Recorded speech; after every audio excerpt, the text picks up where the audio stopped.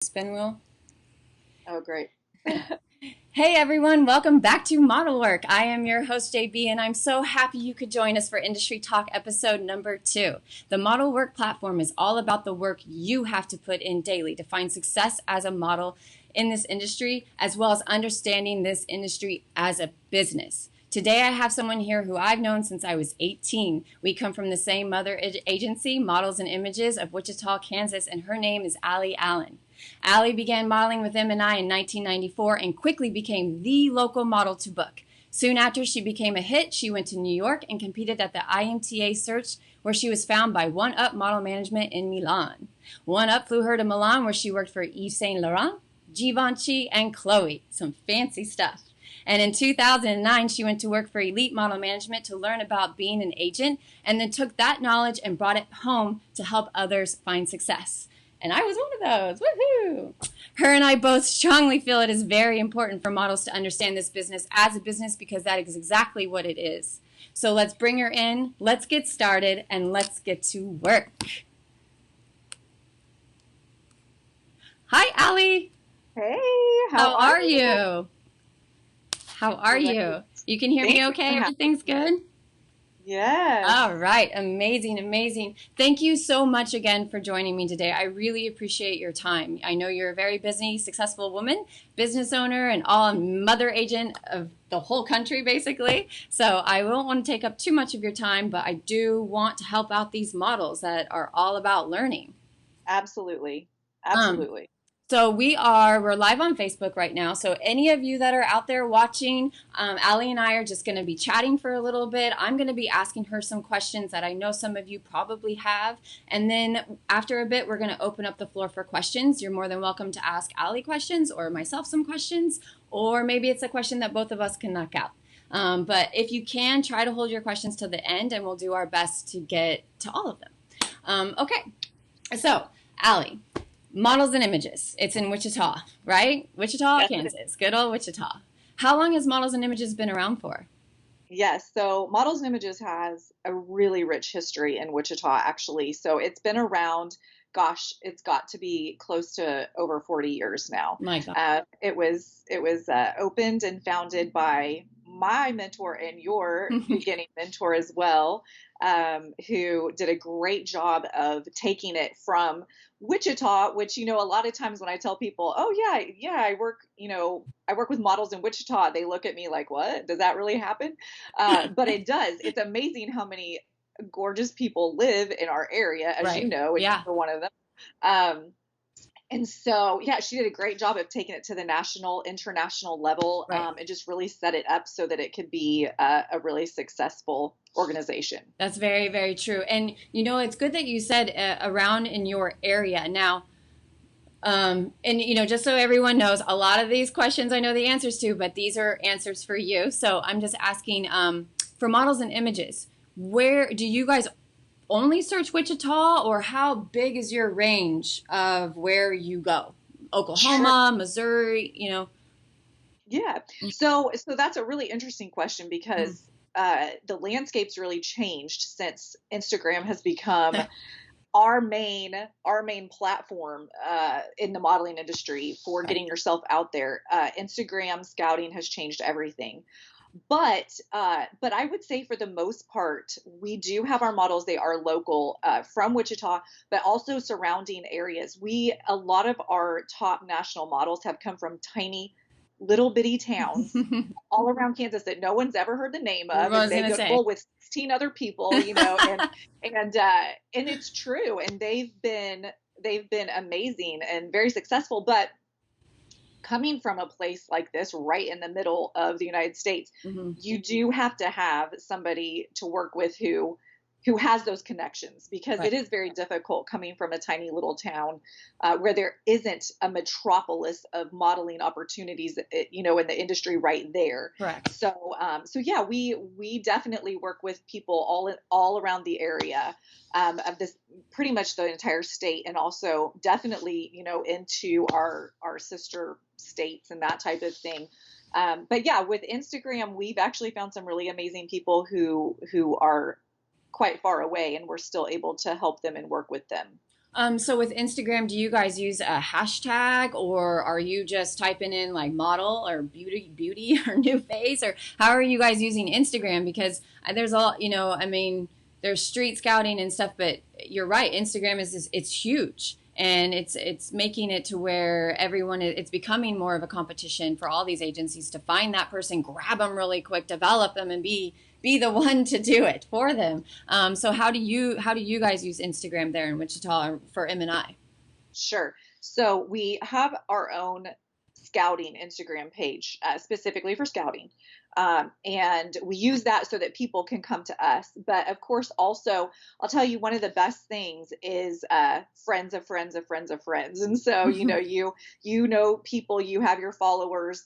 And yeah, I mean, just being able to connect with those people, connect with the people they're connected with, who may have similar interests and that type of thing. But I'll be honest, we definitely have a lot of people come to us, and so we're very lucky in that regard as well, because being in a smaller area, it's not like LA or New York where there's 500 other agencies right next door who, also have scouting pages, and it's like, I don't know which one I should contact first. So right. And it can get, now, do you have, I mean, because let's talk about what you're looking for, because where all do you place? I mean, obviously you place within the United States, but you're also placing overseas. I obviously, because you and I went to Milan, you and I both went to Milan and worked and things. So where all are you guys working, like placing models at?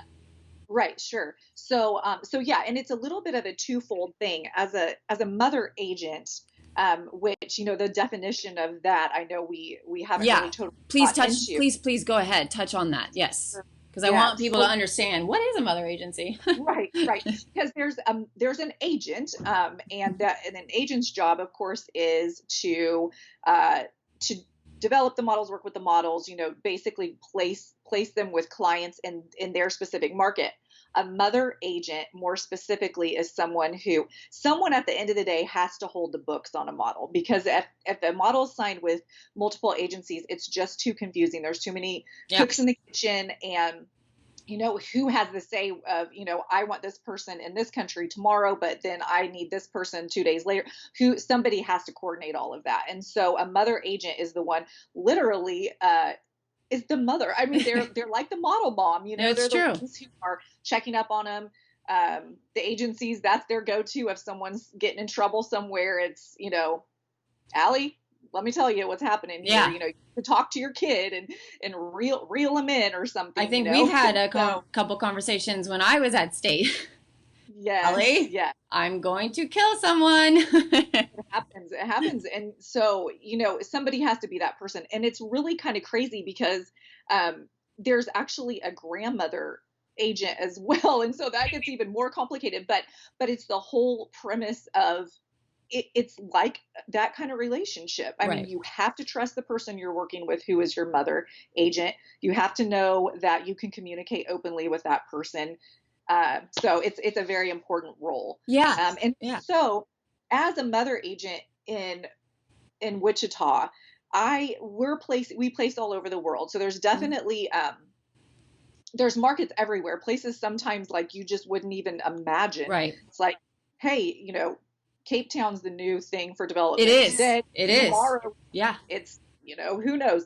But so you have to keep up on those things. You have to understand, those things, because it changes very quickly. Mm-hmm. But what we're looking for, that's a really complicated question, as you know. It very much is, but it seems to be the question everyone asks. So it's like, it is. And so every market is different. Yes.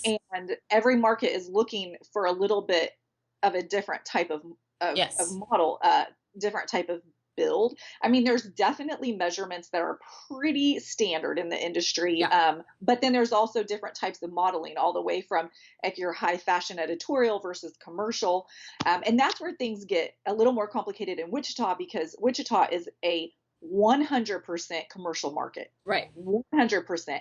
And so really we can book all kinds of people, all ethnicities, sizes, heights, everything in Wichita, because commercial in kind of layman's terms means like real people, like it's a real people market, right. A product market. Yeah, And it's so easier for that's people to relate different. to.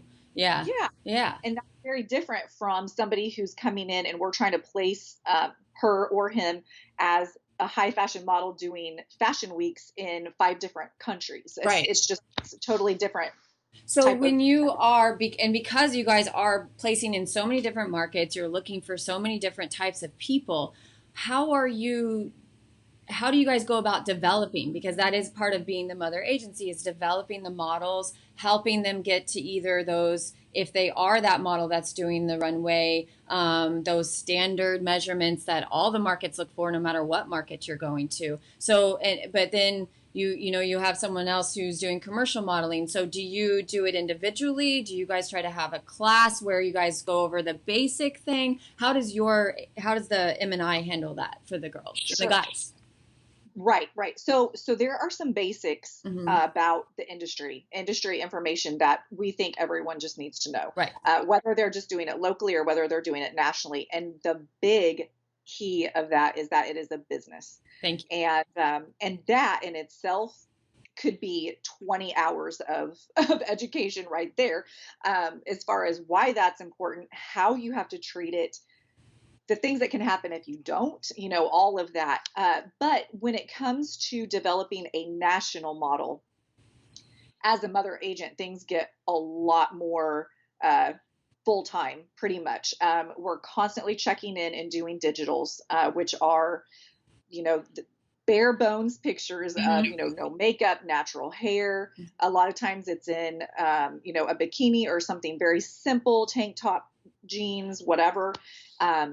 Checking measurements on the regular, doing those digitals, getting those updated, helping with plans as far as body wise, how to get a model's body, because just going to the gym and asking a trainer to help you is not, you can't do that, because models' bodies are very different. And so they have a specific, and you have to do specific things. So we give a lot of advice with that too. So a lot of it at that level is physical, taking care of your skin, taking care of your hair, taking care of your body, your mind, all of those, health aspects. So well, because it can be wearing, as you and I both know, being in a foreign country at a young age.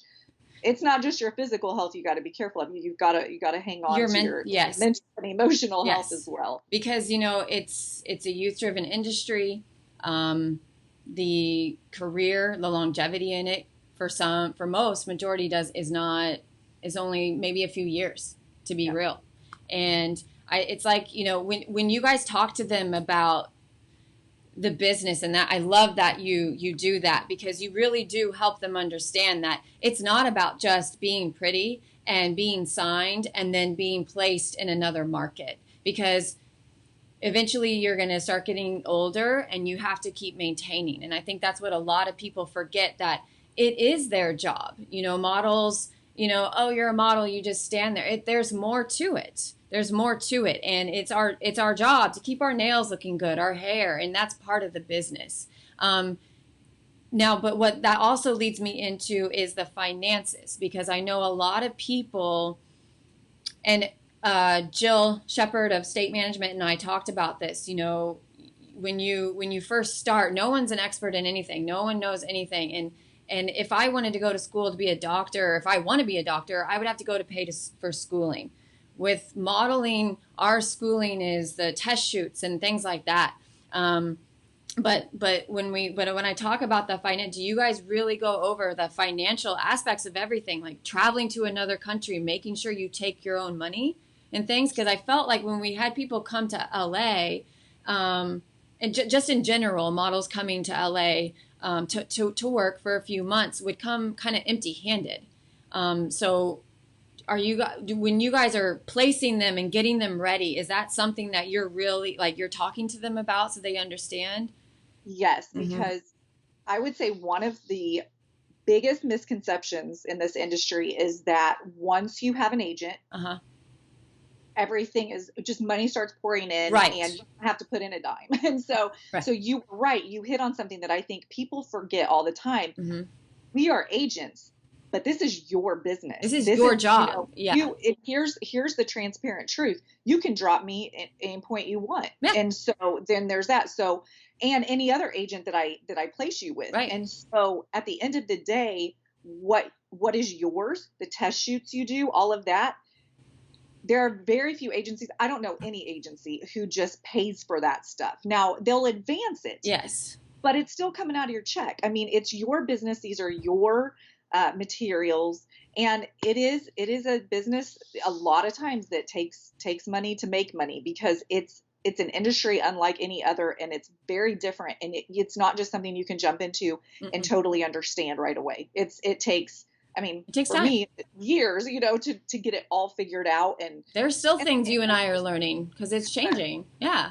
And with that, like with the test shoots, and like you said, that's all yours, and agencies will advance that. But models, they definitely have to understand you have to pay that back.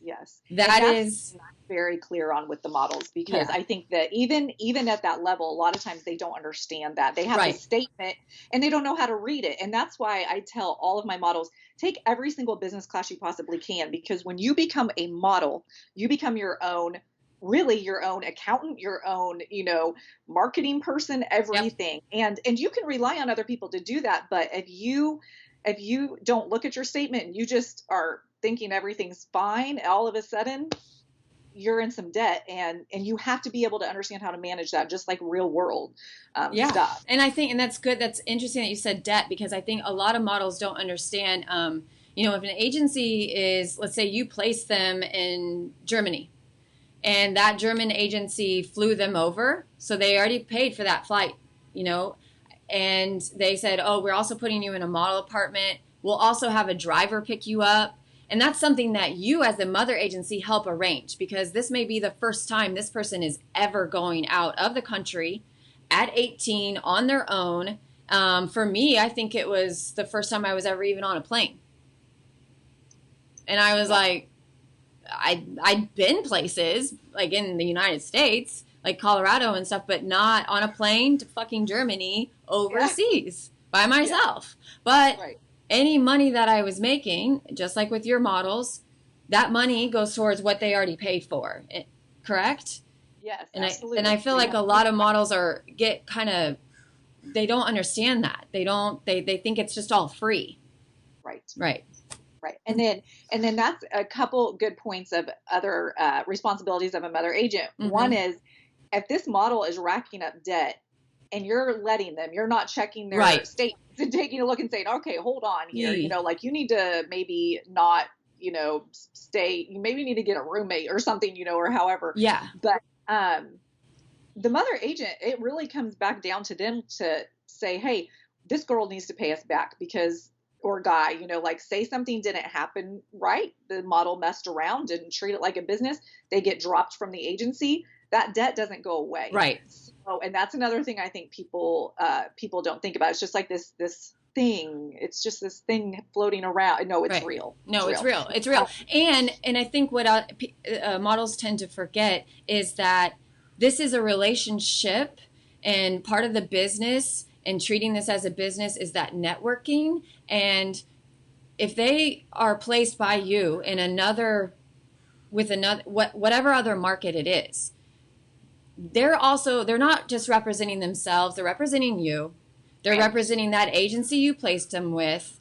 And if they are messing around, going to parties, maybe because it's just a little slower for them at first and they're just getting, frustrated, so they're going out, hanging out with, new friends and promoters, then it comes back on you. It makes it your job much harder to explain to that agency, hey, no, she's good, or I've got some more good girls for you. Like, I think it's important for models to understand that everything is tied together, that yes, your looks and your work of maintaining and everything is what's getting you there. But the relationships that Miss Alleigh Allen and Models and Images have created over the last 40 to 50 years are also what has gotten you there. And you have to respect that, right? Yeah. And that's so true, because this is such a competitive industry. Yes. That agents don't have to mess around with that kind of stuff. They won't. And so, if they have too many, what's wrong with your girl? What's happening? We're sending her home, or this guy is, he's not showing up for stuff, whatever. I mean, it doesn't take too many of those before they're like, what are you doing with these people? Like because they understand too, that a mother agent's job is to develop and to have a bit of a handle on our models. And if we don't, why? Like, what are you doing? What's the point? Yeah. And it just becomes, it just seems like it's more of a shady for you just to make money. Cause it's like, well, what are you doing? Right. And that's another thing that I definitely wanted to throw out is that having a mother agent with a good relationship, with the models, when they do get to these other cities or other countries, I can't tell you how many times I've had FaceTimes just bawling, like, I don't know what I'm doing. Like, I'm jet lagged and I'm tired. And my agency said I need to get my arms waxed before tomorrow. And, all these things. And a mother agent, I'm sorry. You calm them down, and if they don't have that, I feel like that's when things start to really go wrong. Even if this person is a phenomenal person, great model, has all the potential in the world, but if they get in too many situations where they're like, I don't know what to do, and they don't feel like they can reach out and ask somebody who can help them, then things start to go wrong. And I'm glad that you said that, because look, you and I think that we are the agents that we wanted as well. We had our good agents, we had our bad agents. But I think for, you and I, we're the type of business women. We are doing for you what we wanted and what we, because we were there. So how do you talk with your models if they're having difficulty having an open line of communication with an agent? Because let's keep it real. There's some agents out there that are just assholes. They're assholes. They don't care. They maybe are getting commission off all the jobs they're booking. I know that's not the case with every agency. A lot of agencies anymore these days don't really do the commission thing, but there still are some that do. So, and I think some of them, they literally just look at the model as a paycheck. And if you're not doing it, then they don't really care. Get out of here. And they make it difficult for the model to talk to them. And like you said, to like be there and be a business. And you do have to step in. That's part of your job. But it's also part of that agent's job. But how do you talk to these models if they're just finding it extremely difficult? Right. And so I'm glad you brought that up, because it actually, in my opinion, it actually starts with a mother agent understanding agencies, markets, and connections. So if I have a model who is signed, first of all, we don't just say, somebody comes to us and says, hey, I like this girl, I want to sign her. Okay. That's not how it works. Talk about what's your plan, what's this, right. And I drill them about those things so that it's not just, okay, yeah, sign her and sit on her for a few years, right. And then, we'll see what happens, and that does happen. It does. But, and that can be a whole lot of other factors, age and all of that. But you got to know that you're placing them with someone who you trust too. Right. And if I don't know, the cool thing is, if I don't know an agency, I'm not just going to say, I don't know you, I'm not going to work with you. Right. I have people like you and other mother agents around the world who do know them, right. And can trust me. We talk too. And so we know if somebody's, not paying commission or not, right. Being good to the models and stuff. So it's a very small industry, and I rely a lot on that.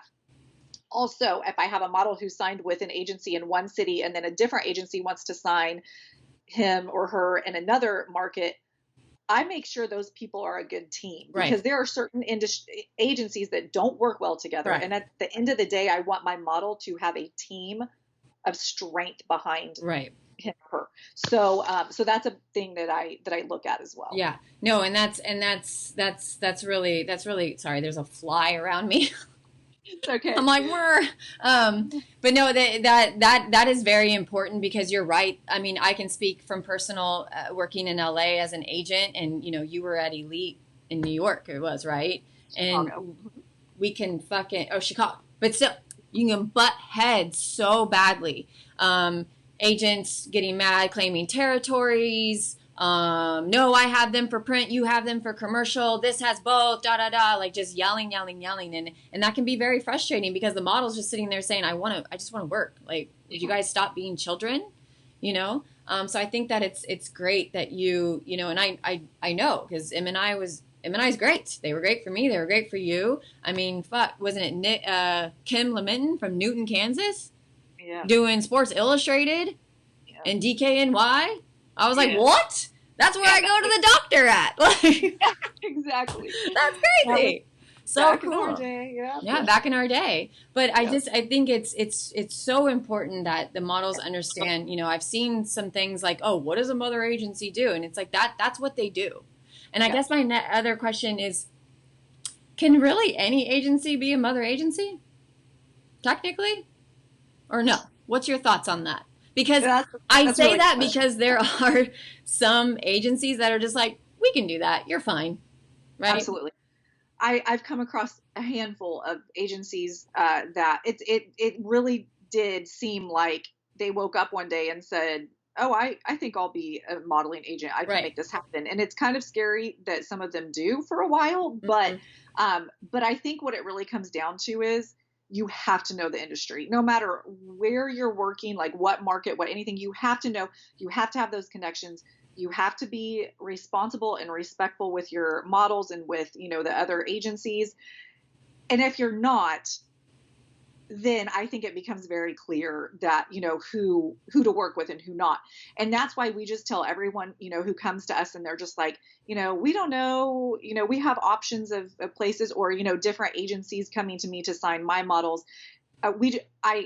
I do research and I tell them to do research. Right. And I just say, you know, look, nowadays you can find anything. Look at Google reviews, look at Instagram reviews, talk to the models who are with those agencies. Are they working? Are they, you know, that type of thing. And so, I think nowadays it doesn't take much to call that out if it's not legit, but there are those out there and you have to be careful. You have to do your research because again, it's your job too. You know, I mean, this is the decision of who you have as an agent can make or break everything for you. So, and I think it's also, and going back to the team, I think the model also has to remember too, yes, you have this team, but there are still things that you need to be doing. Mm-hmm. So let's talk about that a little bit. What is it like once the model gets signed? What are you know, what is it that they're needing to do once they get to LA? The test shoots. I have a lot of people that don't understand the importance of a test shoot. They get upset because they'll shoot in Chicago, but the LA agency is like, we can't use these shots. Exactly. And now part of the process of being a mother agency and developing them and you guys are explaining to them the different markets. Like LA is a secondary market, right? And are they understanding that? Are you finding from the most part? Or is it more like when they get there and then they really see what's happening? Yeah. And that's something that I always warn people because I don't know any two cities where you can take pictures from one city to the other. Right. And it's fine. I mean, and that's just it. Every market is different.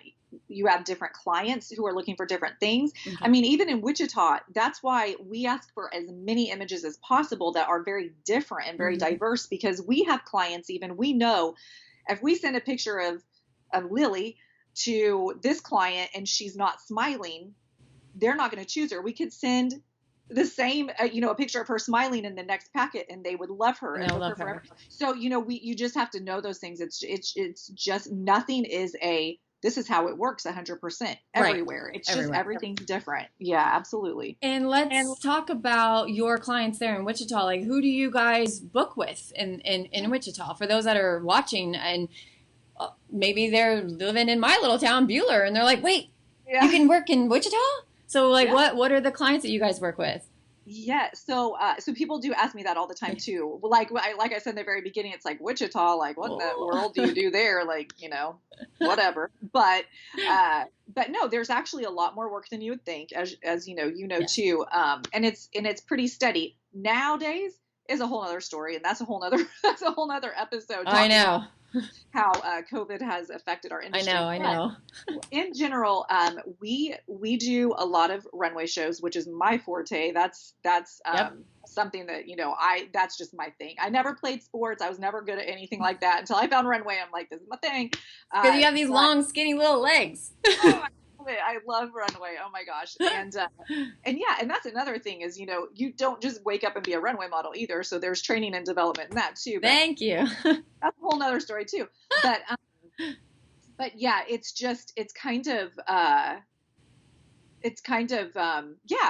commercial. We talked about that.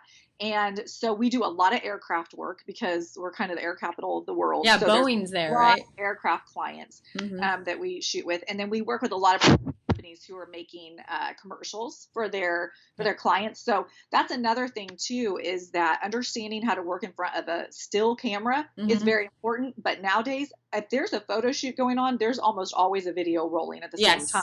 Yes. Because of the internet and, putting things on websites and social media platforms and that type of thing. So you have to understand that too. So there's a little bit of acting. I mean, sometimes it's a lot of acting, but you do have to understand both. They're very closely connected. Oh, I'm glad that you said that because I'm big on saying modeling is silent acting because that's exactly what it is. Even if you're not talking, you're in different outfits, you're on a different set, different location. You're, maybe channeling something different all the time, just like actors do. So do you guys bring in like acting coaches, like for commercial stuff and things like that for your kids there? Yeah, we sure do. We work with a few really good people actually out of LA. And we also have some local people as well. And now it's really cool because it used to be if we wanted somebody to work with one of our acting coaches in LA, we'd have to set up a time, fly that person in, which is awesome to get to work one-on-one. Right. But now they can work with them, via Skype, via FaceTime, via whatever, and they can still get the information that they need and the practice. And they, it's just a lot of it, I say, is just turn on your phone and start talking and just self-taping, self-practice and, that type of thing. Get familiar with it, get comfortable with it and that type of thing. But yeah, we definitely recommend acting classes, acting training to go along with modeling because even on the runway, it's acting depending on, what you're trying to convey. Very much, very much, very much. I'm going to just see here a couple things. This is always a good one. Momagers. How do you handle, because I know that you guys deal with a lot of all ages, which is great. You get them started early. They get to really understanding the business and all that. But how do you handle those moms and those dads? Because on my side of it in LA, we're just like, if you're over 18, bye-bye. We don't talk to you. Not in a rude or disrespectful way, but in the sense of our contract is with your 18-year-old son or daughter. They're an adult in the eyes of the United States. Therefore, and they're signing a legal contract and they're understanding it. We've explained it to them. So can mom and dad just step off to the side? Right. I try to be as cool as I can. Like I get it. 18, 19, we traveled. 18, 19 is still very, very young, and this business being full of rejection and people being mean or whatever, it's hard. So I get it. But how do you handle that? How do you almost have to like kind of train the mom and dads too? You know what? You really do actually. And sometimes it works and sometimes it doesn't. But what we try to do is, we start at 5. And so, I didn't know that. 5. I will be straight honest. Like we have some 8-year-olds who have their own, email, and of course at that age, we're never leaving the parent out of the loop. Of course not. But right. It's really interesting to me how, it's really it's individual. Like I said, we have some kiddos who are ready. They're ready to go. Right. They're ready to do work. They're ready to communicate. And then others who are, I'll be honest, 19, 20, and the parents are still sending emails for them and that type of thing. But what I do try to warn them is that at this level, as you get higher, it's not accepted. And it's a disservice to not train them ahead of time on how these things work. And then send them off, and then they are there alone, and the Right. parent isn't there right beside them holding their hand. And so it's a disservice to them to put them in that situation. So I'm the same way. I always try to CC parents on things if they want to know. I'm a parent too. I have two beautiful little babies. Yes, you And do. so I get it as a mom as well. And so, yeah, we try to be very, very cool. And the hope is, you can wean them off a little bit as things get going, when they see, okay, this is okay, Right. this is all right, but there's definitely situations where we do bring the parents in, we keep them in the loop for sure. Right. And like a lot of it depends. Some parents are like, you know what, I want my kid to do this. I want them to understand and learn. And they step out on their own. Right. My mom was that way. Yeah. Yeah, mine too. My parents were just like throwing me on the planes to go places, and I'm like, I don't know. I remember my mom just being like, "You're in a show, strip, take those clothes off, put that on." And I'm like, okay, like just did it. And it's because my mom's like, this is how it is. I know we're new to this, but we also know how it is. We have TV, we watch, we know. And so that I think was what was cool for me, and sometimes makes it hard for me with parents, because I'm like, my parents were just like, they raised me to be very like, don't fuck with me kind of, and just smart and independent.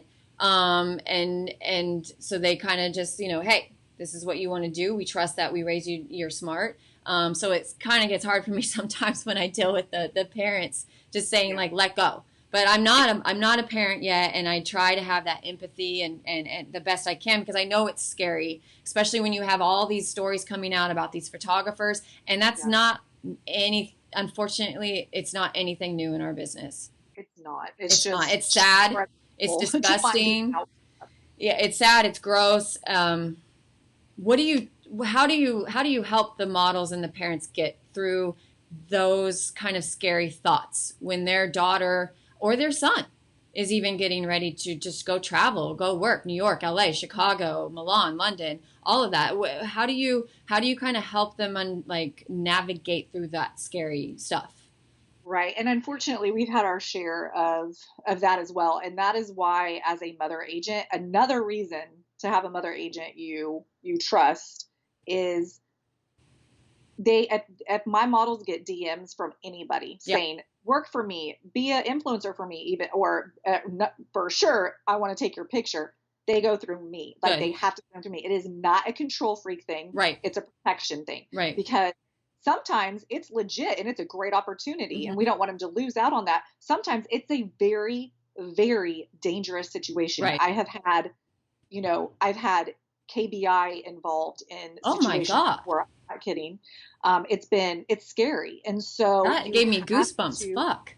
I know. It's and with the internet and with Instagram and all of that, it's just, I've seen stuff and heard stuff like I would never want anyone to have to deal with. It's crazy. You have to be so protective now. And your hope is that your agent can snip those things out. And 99% of the times when my model says, hey, here's my agent's email her. If it's a weirdo, they're just going to drop right it. Away. They're going to leave right alone. Away. They're not going to contact me.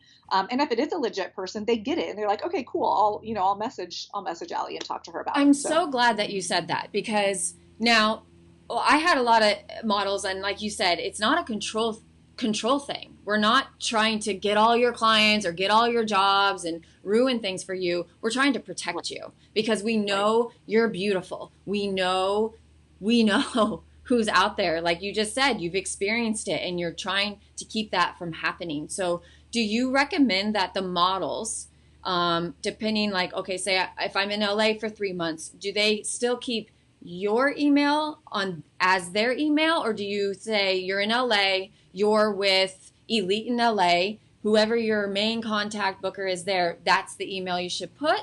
Or do you just tell them, if someone hits you up, always send them to me? Because I feel like with us in LA, the models didn't always do that. They would kind of like just have the conversation and then after a while come to us, or they may just not say anything at all. And then it became a problem. And I always was like, just please put my email on there. If it's your friend, I'll talk to you about it. But how do you navigate? How do you tell them with that?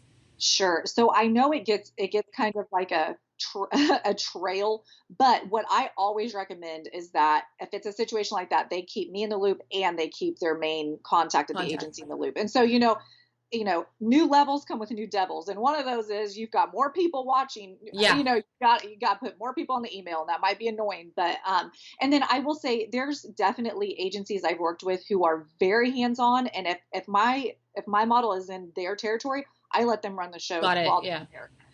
And then others who are much more like, hey, this person's doing this, or hey, you need to be doing this, or hey, they're reaching out more. So I think a lot of it just depends on, again, the agency and the agents and bookers I'm working with, and what works best for everyone, for each person. Because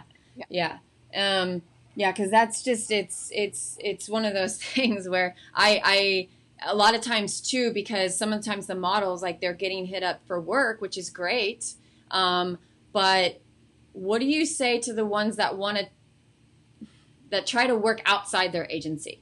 That's what's hard, because I think they don't understand, like, you're under contract and you need to not work outside your agency, because that could be one thing that gets them in trouble and what gets the agent in that market calling you, right? Right. Absolutely. And I think what we try to instill in them early on is that it kind of goes back to that whole relationship thing. But if you take a job outside of the agency, even say it's not paying anything, it's just a trade type of thing, no money's involved, it's harmless, you think, whatever, you do this photo shoot with this person, and it is totally ends up being against the image that your agencies are working so hard to portray for you, because models aren't just like models, everybody's the same. You work really hard with each person to figure out how you're going to brand that person. And so if they go out and do this project and this stuff ends up all over the internet, and it's a project that does not line up with the brand that their agent has tried to create for them, it can ruin an entire career for one little thing that you didn't even get paid for. And the images you have no control over, they're out there, it's all over. So, it's serious. It's serious. And I'm glad that you said that, because a lot of what I found is these girls would say, oh, it's just my friend. And I would say, well, that's a great friend, because your image is all over their website. It's all over their Instagram. It's all over their product page. So your friend is making tons of money. Right. And you just spent 8 hours of your day telling me you weren't available for your friend who didn't pay you. And now your image is everywhere. So now I have to be the dick, call your friend and say, take that down. Right. Or I have to, if I'm a really just don't care agent, just drop you. Yeah. No, it happens. It does. It does. Yeah. And I think that's what people need to understand is our rates are based off usage, what it's being used on, and things like that. And I think that's why it's like, if who are all listening, please keep your agents, mother agents, email on Instagram. Yes. That's basically the end of the point of the story. Yeah. Yes. What was I going to say? Let's see, not going to cat. Okay, so let's talk about this for a second. If you've got a model, and let's say you've got an agent. Let's say I'm her agent, and I'm calling you saying, Allie, I'm having some troubles with this girl. And it's like maybe the second time I've kind of mentioned to you something's going on. At what point, or what are you doing when you sit that girl down or that guy down and talking to them about what? Are you telling them, look, you're about to get dropped? Or like, how does that conversation go when a model is acting up? Right. And what is acting up? What could acting up be? Sorry, it's a couple questions in one. Sure. So acting up could be, I would say the most common things that get models in the most trouble is not showing up for castings, or not, God forbid, not showing up for a job. Right. But even castings, it was just a casting. I didn't, it's whatever. No, not being responsible and showing up for the things that you're doing.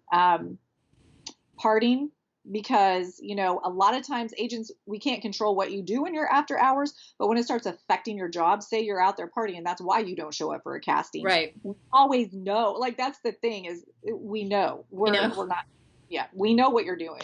We were that age once. Hello. Yeah. Yes. And so, I just try to have a very honest conversation with them. And that goes back to the whole premise of trusting each other. And, I never come at them crazy strong at first. I want to say, hey, here's what I'm hearing. How are things? Like, Right. and try, and maybe there's a bigger problem and I Right. need to help fix that. It's not just, oh, I just don't want to do it. Yeah. Sometimes it's, what, I'm broke. I have no money. Right. I don't know, maybe there's something bigger involved that I have to deal with. So I try to talk to them logically about it first. Right. If it keeps becoming a problem, and I always do tell them though, like, hey, this is serious. I don't usually get phone calls unless something's being discussed about you. Yeah, exactly. Throughout the agency, it's not just what your booker thinking, oh, she's maybe not doing too well. Yeah. It's usually a thing. Mm-hmm. And so at that point, I definitely let them know it's serious and they need to get on there. They need to shake up. Now, if it is something where it's like you said, maybe they are broke or they just broke up with their boyfriend or girlfriend or, maybe their cat died or something. And it's just, everyone handles things differently and we completely understand that. As agents, we're human too. Now, is that at that point, do you just call the agency and say, hey, this is what's going on? Or do you, depending on the situation, recommend that the model open that line of communication so the agent can also get to know them a little bit better? Because that does help with booking stuff for us to know you a little more. Yes. Yeah.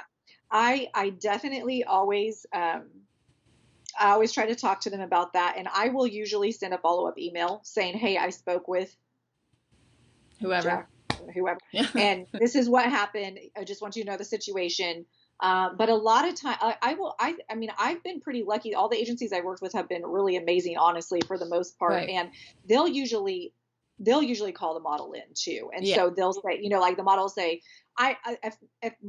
if I'm calling them, they already know. They're like, oh, okay. Oh shit. Like, I already have an appointment with Jana. I'm going in to talk to her about it, whatever. And I think what it really comes down to is agents are very understanding if it's a thing like that.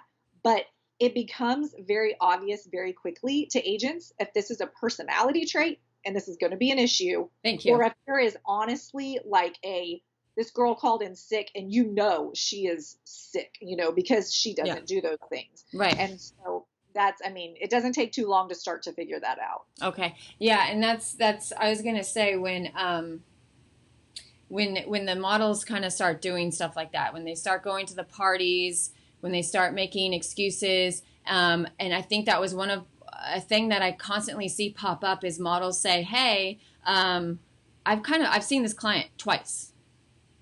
I'm not going again. They haven't booked me. What are your thoughts on that? Because that's frustrating to me, because why would you not just keep going to that opportunity? Maybe that client, like for instance, me being here in LA, I didn't get signed in New York because I have more of that California commercial look. Now, when clients came to New York, I would book the job. So I was like, okay, I don't know how that works, but industry's crazy. But I would always go in to see Target. And Target loved me. They would always like, Jana! And they would say, it'd be like the 5th time, Jana, we're just trying to figure out, you're a little sexy, but you're a little goofy. So you're trying to figure out which one, And for Target's very commercial, very wholesome. So they're always like, we love you. We love your goofy quirkiness, but we're just trying to figure out how that will work for us. But I know that there was other peers of mine that would just be like, I'm not going to go see Target again. And then as an agent, I found that as well. So how do you talk to your models and explain to them, like, you just have to keep giving yourself that opportunity? Yeah. So two things I would say to that. One is you have to trust your agent. And if your agent is or your booker, and your booker is telling you, go to this thing, they have a reason. They're not trying to waste your time. Right. If they have heard from this client, this girl is not for us, please don't send her again. They're not going to send you. They don't want to be in that position either. They don't want to send you to something that they know the client's just going to be like, wasting my time or whatever. Yeah. Because again, it's a relationship. We don't want to ruin that with that client. Right. Yeah. No. And the other thing that I would say is it is all about timing, and things change so fast in this industry. Yes. Speaking of contract offers, I have had models seriously, like in 1 year, have 5 or 6 contract offers, and the next year get none. Right. Because or maybe not even a whole year, but because looks change, agencies want different things. Yeah. it's all about timing. And so you have to give yourself those opportunities. I have no. And I'm glad that you said that, because my former boss, the legendary Mr. Chris Forberg, that big old teddy bear everyone loves, but very genius, smart man in this industry. Like, absolutely. The one thing he would always mention to models and their moms and dads, it takes time. It takes time. I know your baby to you is beautiful and they should be booking every single thing they go on, but that's not going to happen. It takes time. Now, can you stress that a little more for me? It could be 2 to 3 years before you start really doing something. Yeah. I think that's probably the number one reason why people don't succeed in this industry, right, is because of lack of patience, and lack of understanding that this isn't all about you. Okay. We know we love you. We think you're beautiful. We think you're special. Your agencies obviously do, or they wouldn't be putting time and effort into it. Yeah. But it is one of the most competitive industries in the world. Yeah. And it does take time, and it is hard. I get it. After a year and you've worked out every day of your life and you're staying in great shape and you're doing the digitals and you're doing everything and it's still not happening. It's so easy to just say, obviously this isn't working. Right. Like, I must not be good at this or whatever. Right. It's tenacity. I mean, it takes time, and it takes just staying with the game. And, everyone hits a point sometimes when they decide, I'm not going to any longer, and that's their prerogative. But yeah. As long as the opportunities are still coming at you and your agent is still saying you can still do this, mm-hmm. if you give up at that point, then that's on you. Yeah. So yeah, but I do agree. I think that's huge. And, right now it's very difficult because mm-hmm. nobody is working right now. Nobody. Yeah. It's like, that's a whole nother thing. And, people who were working every single day mm-hmm. aren't working, right. to an extent. And so, yeah, it's hard. It's like your job got taken away from you all of a sudden. So, right. Yeah. And, and it's like you said, if you're, it's a timing thing. And that's one thing that's really important for models to understand the business, not just that, like, who the supermodels are, but the business of it, the changes, the looks, what clients are wanting, and really paying attention to that. Is there certain things that you maybe recommend to the models to pay attention to so that they can keep updated on everything? Yeah, absolutely. And a lot of that goes back to Instagram. So okay. We highly encourage them to follow reputable agencies, and we help them, along with who those are, and top models and their peers as well. Mm-hmm. The national models who I work with, they're a tight-knit group actually. And we get on calls together, and, we try to have a support group because they're all in the same situation. Mm-hmm. And yeah, so, they all follow each other. They all comment and like and mm-hmm. support each other and, kind of see what everyone's doing, but also, the models up at the different levels and that type of thing. And then the agencies too, because you can, from what agencies post, you can tell a lot about, who's working for them and what type of work are they getting and that type of thing right. as well. Yeah. And then that also leads me into talking about sometimes models have a difficulty, especially in like some secondary markets where it's a little slower. They have difficulty with grasping the fact that they may need to get a part-time job. Right. Now, do you tell, like, do you say, like, it's not the end of the world. It's just, if you're in LA, it's secondary. You're only going to get 1, maybe 2 castings a week if you're lucky, because it's request based. The client here in LA, we're super chill. If we don't have anything going on, we don't want to see models. Whereas New York, Paris, London, Milan, they're just like, send them in, because they have all these different showrooms. They have all these different things that they're doing over there because that's where they make everything. And here, in LA, it's a lot more chill. So we say, get a job. And we're not saying that to be mean. We're saying that because the agency's not a bank. There's only so much that we can, as we were saying earlier, advance to you, because we don't want you getting in debt to us. Right. That's not what we don't want you doing that, because then you start to stress, then your skin gets bad, you can't sleep, your hair falls out, you're no longer a fucking top model. Right. Like, so, exactly. So what are your thoughts about them getting a part-time job? Yeah. I think, again, that's a great question because it's a misconception. I think a lot of models think, okay, so I'm going to go to New York for 2 weeks. Yeah. All the work I can, make all this money, and then I'm going to come back home or whatever. And it's not, if you really want longevity in this industry, you've got to commit to different locations. And not that depending on what level you're at, you may bounce from place to place during fashion week and those types of things. Yeah. And that's totally understandable, but you got to have a home base. And at that level, Wichita it can't be it if you've got to pick a home base. And so if it's Chicago or LA, or even New York too, I mean, you've got to have a part-time job and it has to be flexible because, you have to keep your priorities with your agency as well. So it's a kind of a tough thing to do, but yeah, I mean, you live there and we all know none of those cities are cheap. None. So you have to be able to live, and I have had a lot of models do that. Get jobs. I mean, they hunker down and get jobs and they do just fine.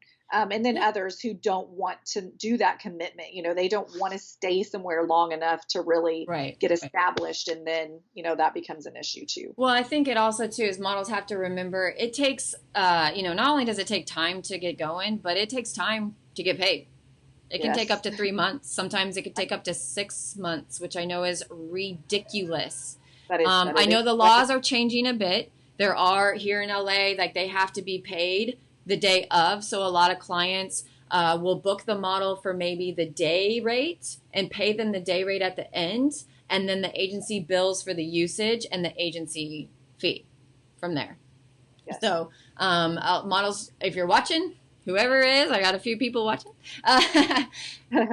Don't be afraid to get a part-time job because it takes forever to get paid. And then when you get paid, you got all these things you got to catch up on. So let's talk about that a little bit because I want to respect your time. We've been on here for quite some time, and I'm so sorry, but thank you so much, Alleigh. You're wonderful. How does the mother agency commission, how does that work when you place them all over the world? Because I want to make sure models understand that that's not coming from them. Right. It's coming. That's a thing between you and the agency. Yes. Yeah. Yep. Okay. So yeah, no, that's exactly right. And I think a lot of times models are like, I don't want to have a mother agency and I don't want to have 10 other agencies because in their head, every time they sign a contract, someone's taking more of their money. And that's not how it goes. That's not at all. So each contract is specific through each agency. And so you can have, I mean, I have models right now who have near 10 agencies, in different countries and cities and that type of thing, one model, 10 agencies. And so our contracts with them, it's all individual. And so as a mother agent, you get a certain commission and it can be different. 10% is normal. But some of them are different. And a lot of times, there's different kind of like, well, if they do this or that, then it's this or that, that's negotiated. Yeah. But that money is not coming from the model. It's coming from the agency. Correct. And so, and then people say, well, why would they want to pay you, if they're doing all the work while that person's there? So then that comes back to a couple things. One is, it's your model, so I mean, it is, and again, not like a control thing, but I'm the mom, that's my baby, Yeah, so I did everything. And then two, a mother agent who is involved is working a lot while you're gone. Right. They're dealing with, I just landed, I don't have a SIM card on my phone. I can't do anything. I'm freaking out. Mm-hmm. Okay. Where can we find, where are you? Or what, I mean, just things like that. It doesn't stop when the model travels. It changes, but it doesn't stop. It gets more hectic for you. Yeah. And I think, okay, so just that breakdown for people who are watching, for instance, if you make $1,500 on a job, if your agency sends you something and says it's $1,500 plus 20%, this is a business. Every agency makes 30 to 40% off the job. It's 20% from the model as commission and 20% they charge the client as a fee. So that plus 20% doesn't have anything to do with you. So if you all see that in an email or when they're talking to you, just ignore that plus 20%. Your focus is on that $1,500 minus 20%. So it's actually $1,200 that you're going to be getting if you don't owe them for a model apartment or a flight or an advance. Right. Just so you guys kind of know. So I'm going to get to like these few questions that I have that I want to try to ask all the agents and people, industry professionals, so that way the models kind of know what's coming. So I'm just going to ask you these questions now that I specifically know that aren't just off the top of my head. Let's see. What can models do to make your life easier? Man, no one ever asked that. Well, here we go. So they can follow rules. Number one, follow the rules that we set for you. And we try to make those clear, and even in contracts, but communicate with me. Number one, communicate with me. Don't sit at home and get frustrated and then send me a letter saying I'm quitting. Thank you. What's happening here. Thank you. Communicate. Tell me. I am a very open, transparent person. I'm happy to talk about whatever it is, and I'm not easily offended. So, if there's an issue, let's talk about it. Right. But the things like talking to me, sending me the crap people send you that is, that you don't need to deal with, like these weird photographers and stuff. Let me deal with those. Mm-hmm. Don't do a job or a photo shoot or something and then I find out on Instagram. Don't color your hair a different color and not tell me and I find out on Instagram. Oh my God, thank you. This stuff, so those things. I mean, that's the number one. That's if all the models could just, be respectful of those rules, my job would be half of what. Oh my God. And I just want to touch on that. Yeah. When we talk about like, tell us, and I had that happen a couple of times where models would just come in and I'm like, where the hell did that come from? Like, no idea.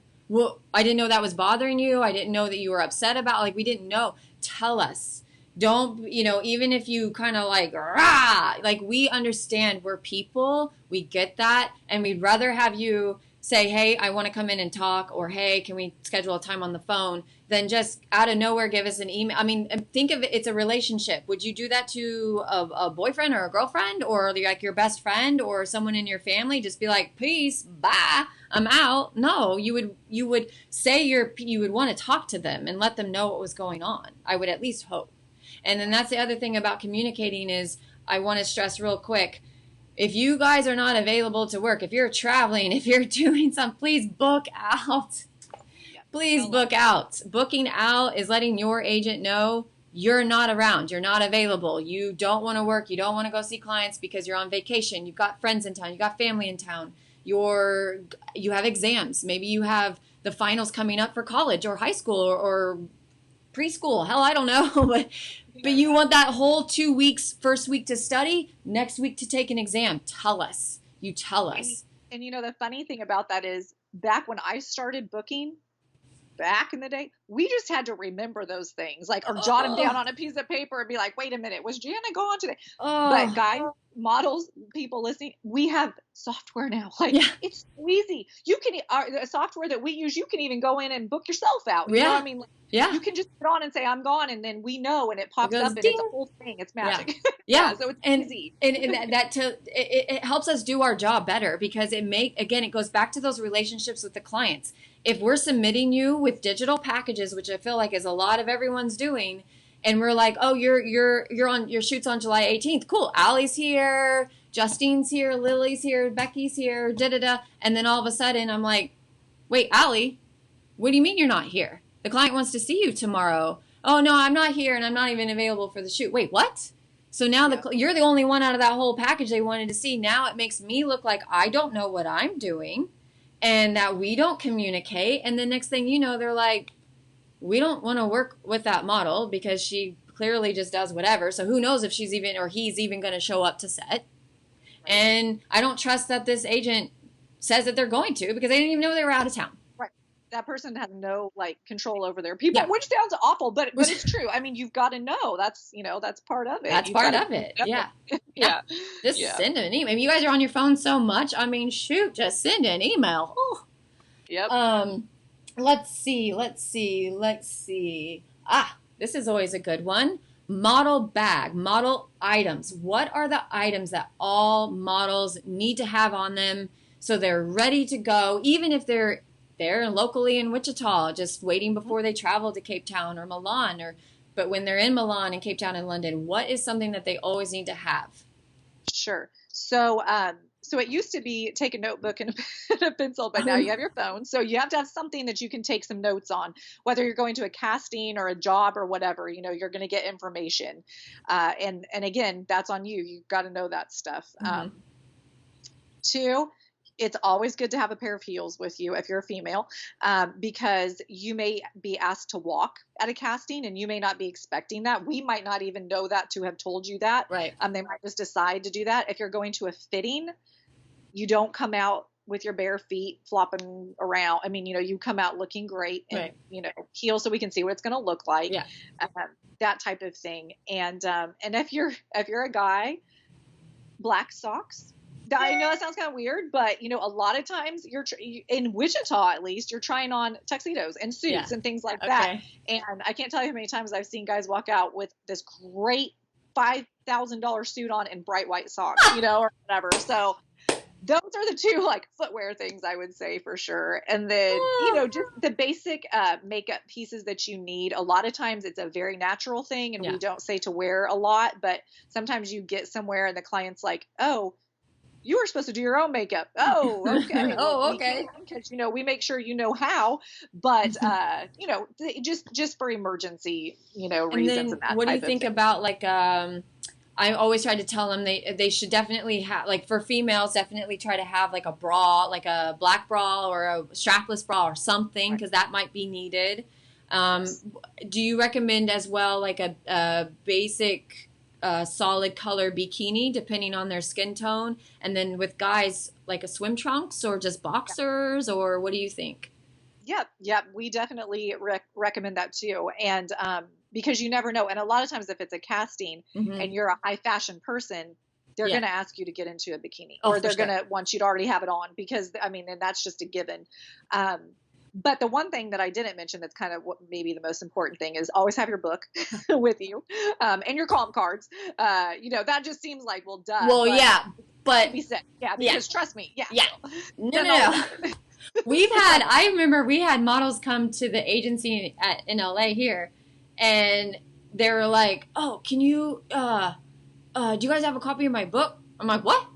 What do you mean? Where's your book? And they just wouldn't bring their book, or they wouldn't bring their comp card. And just real quick, your comp card is your business card. And you do spend money on that, and that is something you need to spend money on, and that is something you can write off on your taxes as well. So you guys need to remember that too. I see a lot of models, especially on Instagram, I try to get that comp card back from that casting because I saw they put me in the no pile. Well, first of all, you don't know that that's the no pile. You don't know that. You're making an assumption. You don't know that that's the no pile. And second of all, asking for it back is the worst business. No. Don't ever do that, because then, oh my God, if you don't think they're going to remember you just from that, they're definitely going to remember you now. And so don't ask for it back. That is a business tax write-off. Again, you are a business. Hand those out. If they want 5, go right ahead. Here you go.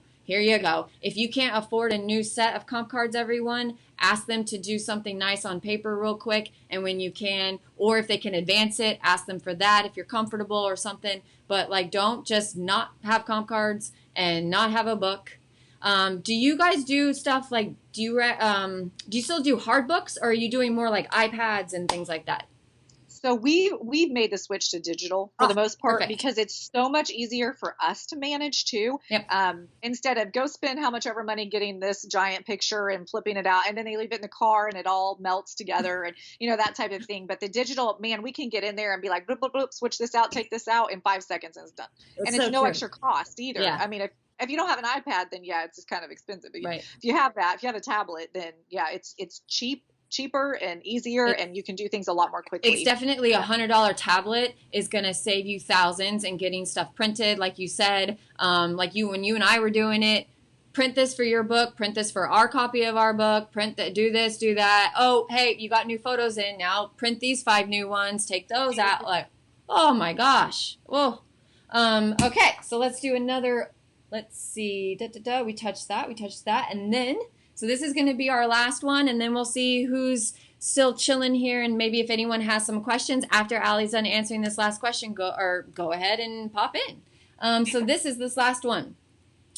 What advice do you give to the models about rejection in our industry? So I tell them that it is honestly 99.999% of the time not personal.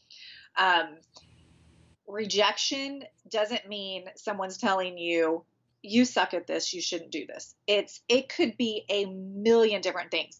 It might be like you don't get a casting, and it might be because you have black hair and they decided they wanted to go with a blonde.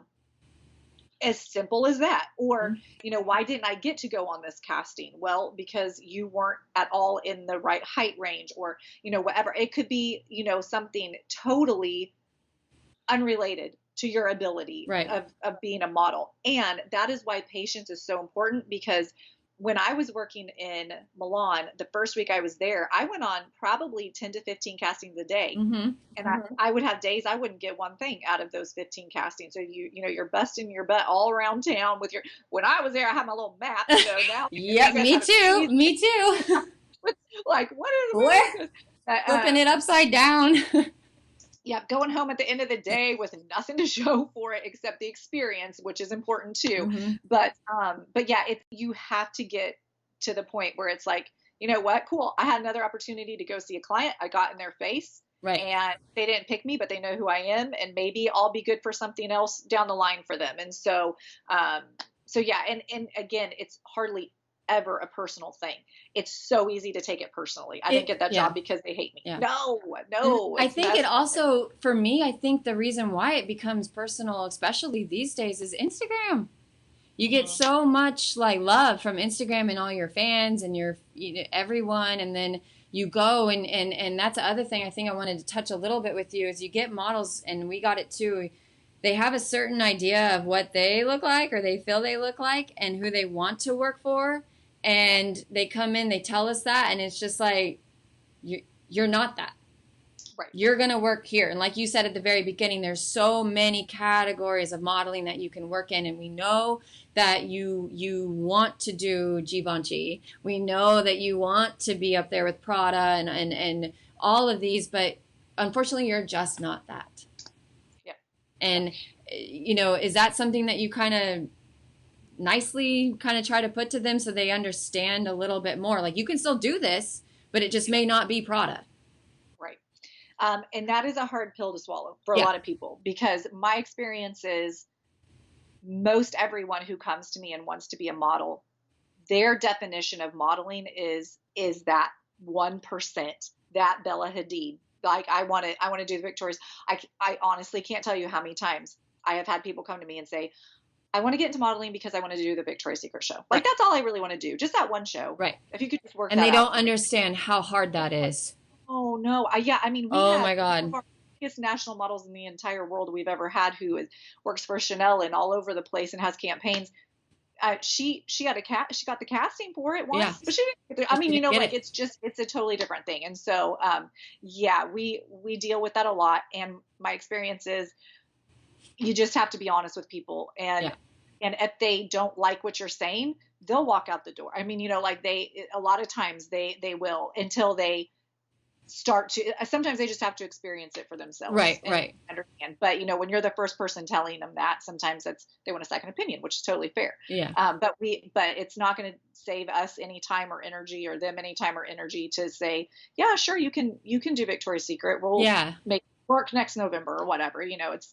So, that's and I'm so glad, because I'm the same way when I was an agent, and even now, just, trying to help out with the models to understand things. I feel honesty is the best policy, and just really, it's a youth driven industry. So we don't want to waste your time. We got you now while you're young and what everyone wants. So we're going to tell you how it's really going to work. So it's like, if, for those of you that are listening, with, like Miss Alleigh said, like, it's just, it's not personal. This is a business, and you're here to make money. We don't make money unless you make money. And we're going to guide you to the correct place. And it's going to be a hard pill to swallow sometimes, but it's coming from the right place, because if this is your dream, we want to try to make that dream come true. We really do. We really do. Yeah. I'm going to, there's a few people watching. Hello. If you, I'm such a goof. If you guys want to ask some questions, now is the time to do it. Ask me, ask Allie, ask both of us, either way. But if no one pops up here really quick, I'm going to have to let her go, because I've held her hostage long enough.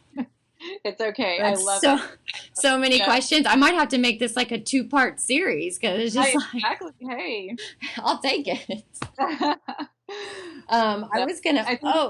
You know what we could talk about. I mean, I guess it kind of goes into like how to make your life easier. But is there anything specific model? While we wait for some questions to come in, is there any specific thing that models might do that actually make your job even harder? I mean, really the opposite of everything that I said. Right. And that's really what we deal with mostly, is just, all of a sudden there's a major problem because a model's been communicating with someone sketchy, and then it's having to dive in and fix it all. And it, and it takes time, and it could have been stopped early if they would have just communicated, sent the email on, or whatever, the direct message. And also, I mean, I have had phenomenal luck with my models coming to me and saying, I have a great idea. I want to do my hair. And I'll say, send me a picture and we'll talk about it. And they might not be happy that I say, I don't think that's a good idea, but they trust that. I've never had anyone do something when I've said, don't do it, and they've gone and done it. Oh, you're lucky. Now you're that's so at lucky. my national level. I'll tell you, that's with my. But I can't tell you how many times we've had clients call and say, we just sent your model home because we booked her as a blonde and she showed up, she had red hair, and we're like, didn't know that. And what do you do at that point? Do you call her and say, what the hell? Or yes, absolutely we do. And it is a lot of times they're on probation after that. We do probation periods. If it's we prefer to do that than to just straight drop somebody. Right. But sometimes it does come to that. And especially if, then that person's mad that they're not getting paid for the day and they took off work and it's an issue on their end. We're like, no. But they have to understand, like, you can't do that. You guys have to understand you're being promoted a certain look. And if you're, even though that's the thing I always try to stress in LA here is, like, even if you're not hearing from me all the time, it doesn't mean that I'm just like, la, la, la, la, la, la. Like, I'm not doing anything. I'm doing my job. And because it's a request-based market, you're just not being requested to be seen. But that doesn't mean, like, go change your look, go do all this stuff and not tell me. And I'm still submitting you as, blonde hair, blue eye, blah, blah, blah. And then you go into, or you just randomly come in to say hi one day, or we're like, you know what? Hey, it's been a few months since you did digitals. Why don't you come on in? I've been sending you to all these castings and you're not getting booked. What's going on? Come in, do digitals. We'll take new measurements. We'll say hello. What's up? And then she comes in and it's like, you're not blonde hair and blue eyed anymore. I mean, you're blue eye, but you're, what is that? You're dark brown, or it's black, or it's red, or something weird. And maybe you like, and it looks cool. You and your friends are like, woo! But for modeling and for the business, it won't work. And then that explains why you weren't getting called back, or why you didn't book any jobs, because how long have you been going looking completely opposite than your book? Absolutely. It's so true. And I think that goes back to the fact that a lot of times as models, and I'm not going to say I never did it either, but we get into this mindset that it's all about us, and like on the runway, I always, when I'm training people on runway, I always remind them, it's easy to get up on the runway and you're walking, your music's going, you're feeling it's all me, girl, and it's not. It's about the clothes, and your job is to sell the clothes. And so you can't get, it's not like, and forget what you're doing, because that's your job. Honestly, at the end of the day, nobody cares. They're looking at the clothes. That's true. Buyers are there, and you can carry them well. And that's the job of a runway model, is to make them look so amazing that people want to buy them. That's your job. Yeah, I think, and then it's the same thing. Models, they'll change their hair color because to them, well, I'm still me and I'm who they're booking. Mm-hmm. So I can change things and it won't matter. But you're not really who they're booking. They're booking your brand that your we brand. Mm-hmm. create. Yeah. So and that's that again. It's modeling is silent acting. That's not, some of those like a lot of models would go. I was on set with a model once who got her makeup done and then went into the bathroom and changed, like edited, and I was like, I mean, look, I don't like how I look either, but that's not my job. My job is to be the model and sell that, whatever it is that they want. Like, and this girl, I mean, different lipstick, different eyes, different everything. And I was just like, what in your mind makes you think that that's okay? So don't do that, guys. Don't do that. You're there for a job and work, and that's it. But I do want to say, how are you with me? Look, as a model, I lost my grandmother to lung cancer. So even though tobacco companies pay a shit ton of money, I told my agents, no, I will not go to that casting. I will not go see that client. And are you okay with models telling you, like, hey, I don't, and I'm okay with it. Tell me if you don't want to promote something or whatever. Tell me. Vape pens, cigarettes, whatever, anything that makes you uncomfortable, that's fine. Yeah, absolutely. And what we do is when we have models start with us, they fill out a long thing, and those things are on there. Like, I will not work for it, and tobacco, alcohol, fur. I mean, anything that's like an ethical thing to them, we never ever force them to do or expect them to do. And so we let them mark those things, and then we keep note of that in the system, so we know if a booking comes up for a fur company or something that we're booking for someone, they're not going to be submitted for. Yeah, they have like a no fur on there. Right. And I want to tell models that are watching too, don't be afraid to say no. Right. Don't be afraid to say no. Again, this is your business. This is your brand. If it's something you don't agree with, just say no. And don't be mean about it. Explain it. Be an adult. Be professional and talk to us about it and let us know, so we know. Maybe we didn't know. Maybe you forgot to tell us, or maybe we forgot. We are human. Yes, we have things in our system to remind us, but maybe we're not using that system at that time to do whatever it is we're doing because it's on the fly. Maybe I'm at home, or maybe I went to the beach with the dogs and I'm on my phone and I can't get the system on my phone, to work the same way. So we did have a question come in. Woohoo! We have Miss Melanie Babbitt, and she is asking, how often do you like your models to check in with you? Yeah.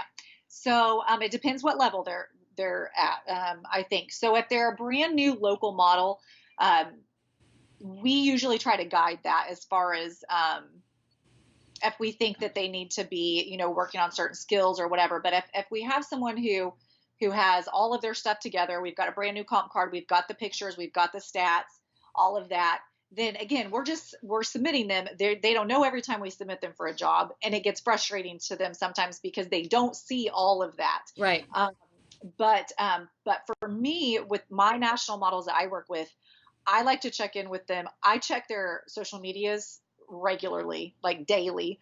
And I try to check in with them to have updated digitals and that type of thing, as often as possible, honestly, because for them, this is more of like, okay, we're taking this to the next level. So I have to make sure that they're keeping up with everything. And if they sit stagnant too long, then that gets frustrating as well too. And so I think it really depends on the model and the situation they're in. Yeah. What kind of materials we have, what if there's, if they've got everything in order, they don't have to check in. We don't have to check in on a daily basis. And I think that's one thing that people think, if you're not talking to me every day, you're not doing anything. And that's not true. That's a common misconception. Yeah. And I'll even touch on that too, because it's like you said, it depends on the model, where they're at. It depends in their market that they're in as well. As I keep saying, LA is a secondary market. It's request based. We would have models constantly checking in every day saying like, anything for me. And on our end here in LA, we would just say, hey, like, it's request based. When you get requested to be seen, we'll let you know. But other than that, just for us here in LA, for our agency, which was state, and I think it worked kind of like that in other agencies, Melanie, for Los Angeles, if it's just request based. So depending on if you're just starting out with them, doing test shoots, things like that. But here in LA, you don't have to check in with your agent too much. Not too much. That's how it worked for us. So it's different. Like Alleigh said, just different depending on your market and where you're at. And that's it. So that was that. Thank you, Miss Melanie. Appreciate it. If there's any other questions, now is the time. And let me see. I'm just going to go over some of my little things here, my little scribbles. We went over everything because as you were talking, you would say stuff, and I'm like, oh my God, wait, we want to talk about that. Oh, wait, I want to talk about that. It was like perfect. It was like each little scribble was getting marked off of. So, perfect. But yeah, it's true. A lot of it is just, it all blends in, and one thing affects the next. And yeah, and I think that's why we can be on here for like ever, because it's just there's so much that can go. But, but I am going to let you go though. Okay. I'm going to let you go. I'm going to sign off with these kids. You and I can talk and chat later. Alleigh, thank you. Thank you so much for being here with me. Thank you for your time. Thank you for everything. And just thank you. I've known you since I was 18. I know. You trained me. You and Marianne got me going. You guys, and you're inspiring and motivating because you're doing all this stuff all the time. And I love it. And I always looked up to you. So, thank you. Well, thank you. And I think we are a good example of how relationships. There's probably 5 billion things that could have happened that would have gotten in the way of our relationship if we would have done it. Because business, it's all business at the end of the day. Yeah. But it's very cool. I think that there are a lot of relationships that can last a long time because people like you and I. It's in your blood. It's never going away. And it's not. Be 90 and still doing these videos. I swear, like, girl, what's happening? I'm today? here. Yeah. I'll be all hunched over, but I'll still be doing it. Here. No, it's just one of those things. I just, it's just such a hard business, and it can be scary, and it's tough, and you are alone. Even though if you have friends and family and things, you're traveling a lot. You're on set a lot. People don't talk to you when you're on set. There's a lot of that that's still like, you're the model, don't talk.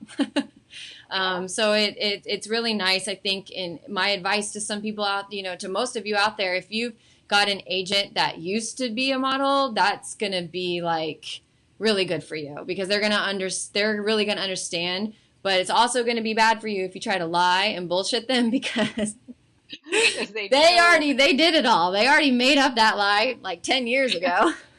Yeah. That's what I would always tell my moms. I'm like, you guys realize, like, I didn't just wake up and become like 35 one day. Like, I was 18, traveled, I did all of that. Like, right. Oh, yeah. It's a great point. It's a great point. I did all of that. Yeah. But Alleigh, thank you so much again. I really appreciate it. You're beautiful. Your daughters are beautiful. I can't wait till I start seeing them all over the place. Aw. Probably. Are they going to model, or are you kind of like? We'll see. Yeah, we'll see. They're just kind of doing their little. They're doing their little thing. Yeah. I love it. I love it. I love it. Well, thank you again. I really appreciate your time. Thank you to all that were listening. We're going to sign off now, and we'll talk soon. Okay. Sounds good. Thank you. Thank you. Bye. Bye. All right, you guys, thank you so much for tuning in with me and Alleigh of Models and Images in Wichita, Kansas. Again, I am JB, your host of Model Work. If you want a free consultation about the model industry, please hit me up. You can send me a DM on Instagram. That's @modelwork. That's MODELWURK. Don't forget, the work is spelled with the U because it's all about the work you have to put in. Feel free to also send me an email if you need to. It is advice@modelwork.com, ADVICE @modelwork.com. Get to work, you guys. I'll talk to you later.